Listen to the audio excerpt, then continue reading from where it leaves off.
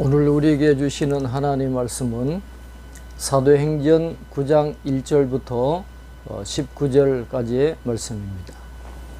사울이 주의 제자들에 대하여 여전히 위협과 살기가 등등하여 대제사장에게 가서 다메섹 여러 회당에 가져갈 공문을 청하니, 이는 만일 그 도를 따르는 사람을 만나면 남녀를 막론하고 결박하여 예루살렘으로 잡아오려 함이라. 그렇습니다. 1절에 나오는 여전히라는 단어를 통해서 그리스도인들에 대한 사도 사울의 이 핍박이 갑작스러운 일이 아니라는 것과 동시에 이 갈수록 증오의 강도가 더 강력해지고 있다라는 것을 알 수 있습니다. 급기야 다메섹으로 피신한 주의 제자들을 결박하기 위해서 대제사장의 공적인 허락을 받고자 하는 사울의 모습을 보게 됩니다. 사울이 길을 가다가 다메섹에 가까이 이르더니 호련히 하늘로부터 빛이 그를 둘러 비추는지라. 땅에 엎드러져 들음에 소리가 있어 이르시되 사울아 사울아 내가 어찌하여 나를 박해하느냐 하시거늘. 그랬습니다. 예루살렘에서 다메섹까지 242km 정도 되는데, 다메섹에 거의 도착했을 때 부활하신 예수님께서 사울에게 개인적으로 또 놀라운 방법으로 나타나셨습니다. 예수님의 나타나심을 사울은 시각과 청각에 의해서 분명히 느낄 수 있었다라는 것을 누가가 기록을 하고 있습니다. 성령께서 주의 제자들에게 임하신 후에 예수님께서 주의 제자들과 인격적으로 관계하고 계셨기 때문에 사울은 알지 못하는 사이에 예수님을 박해하고 있었다라는 것을 말씀하고 있습니다. 대답하되 주여 누구시니까 이르시되 나는 내가 박해하는 예수라. 너는 일어나 시내로 들어가라. 내가 행할 것을 내게 이를 자가 있느니라 하시니, 같이 가던 사람들은 소리만 듣고 아무도 보지 못하여 말을 못하고 서 있더라. 사울이 땅에서 일어나 눈은 떴으나 아무것도 보지 못하고 사람의 손에 끌려 다메섹으로 들어가서 사흘 동안 보지 못하고 먹지도 마시지도 아니하니라. 그랬습니다. 주의 제자들을 잡으러 가던 사울이 이제는 일어나 시내로 들어가라. 내가 행할 것을 내게 이를 자가 있느니라고 말씀하시는 예수님의 명령에 순종하는 사람이 되었고, 3일 동안 시력을 잃은 상태에서 먹는 것과 마시는 것도 할 수가 없는 형편에 놓여지게 되었다라고 말씀을 하고 있습니다. 그때에 다메섹에 아나니아라 하는 제자가 있더니 주께서 환상 중에 불러 이르시되 아나니아야 하시거늘 대답하되 주여 내가 여기 있나이다 하니. 그랬습니다.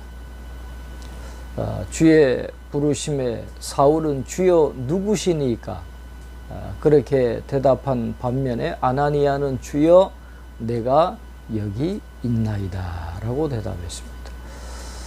주님과의 교제에 익숙한 아나니아의 모습을 보게 됩니다. 주께서 이르시되 일어나 직가라 하는 거리로 가서 유다의 집에서 다소 사람 사울이라 하는 사람을 찾으라. 그가 기도하는 중이니라. 그가 아나니아라 하는 사람이 들어와서 자기에게 안수하여 다시 보게 하는 것을 보았느니라 하시거늘, 아나니아가 대답하되 주여 이 사람에 대하여 내가 여러 사람에게 듣사온즉 그가 예루살렘에서 주의 성도에게 적지 않은 해를 끼쳤다 하더니, 여기서도 주의 이름을 부르는 모든 사람을 결박할 권한을 대제사장들에게서 받았나이다 하거늘. 당시 유다의 그리스도인들에게 사울은 굉장한 악명을 갖고 있었던 것 같습니다.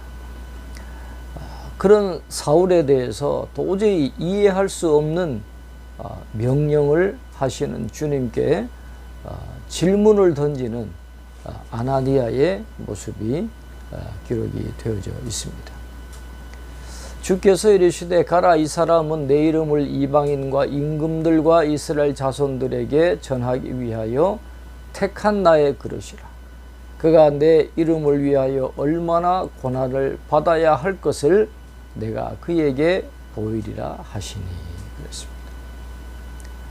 주님은 아나니아에게 그가 이방인을 전도하기 위하여 택함을 받은 사람이고, 또 앞으로 그 일을 위하여 그가 큰 고난을 감내해야 하리라고 말씀을 하고 있습니다.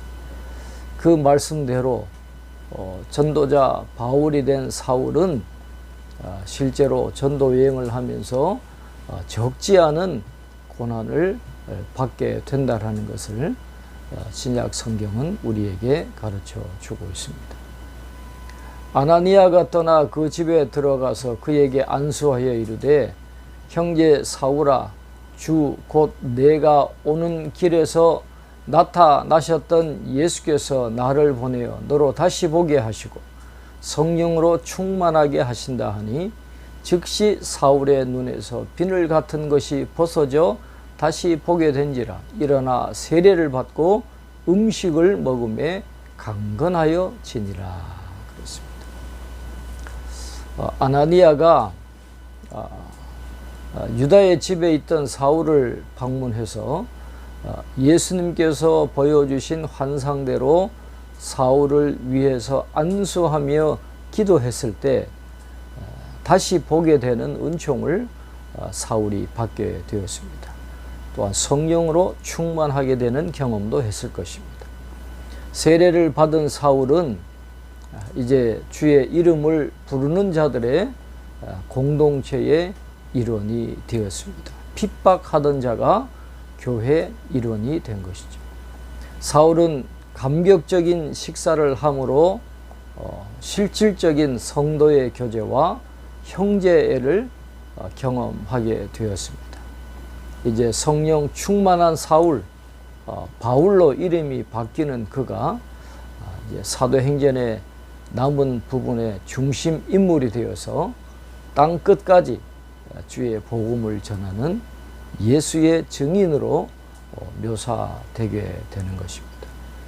사울이 변해서 바울이 되는 이 과정, 하나님의 놀라운 뜻과 계획에 따라서 섭리의 그 조화를 이루면서 하나님의 그 노력으로 이루어지는, 하나님의 열심으로 이루어지게 되는 것을 보게 되는데, 우리의 구원도 그런 하나님의 섭리와 뜻에 따라서 이루어졌다라고 하는 것을 다시 한번 기억하면서 그 하나님의 은혜에 감사하고, 또 아나니아와 사울처럼 항상 하나님과 친밀한 관계를 맺으면서 남은 삶을 주님의 제자로 온전히 완주하게 되는 저와 여러분이 될 수 있기를 바랍니다. 기도하겠습니다. 하나님 아버지, 교회를 핍박하는 사울이 다메섹 도상에서 부활하신 주님을 만나게 되면서 이제 이방인에게 복음을 전하는 사도로 변화되어 가는 모습을 오늘 말씀을 통해서 깨닫게 해 주시니 감사합니다. 아나니아라고 하는 믿음의 사람을 준비시키셔서 그를 통해서 사울에게 놀라운 은혜를 베풀어 주시는 하나님, 이 놀라운 하나님의 뜻과 계획에 따라서 사울이 바울되는 역사가 일어나게 되었음을 말씀을 통해서 깨닫게 해 주시니 감사합니다.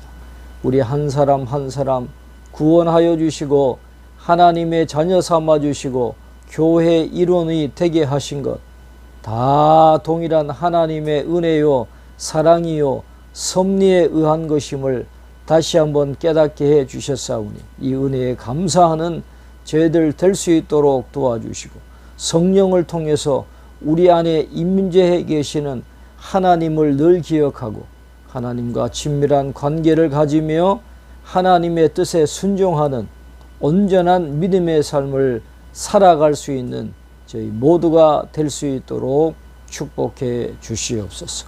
오늘도 성령 충만하게 승리하는 하루가 될 수 있도록 은혜를 베풀어 주시옵소서. 감사없고 예수님 이름으로 기도하옵나이다. 아멘.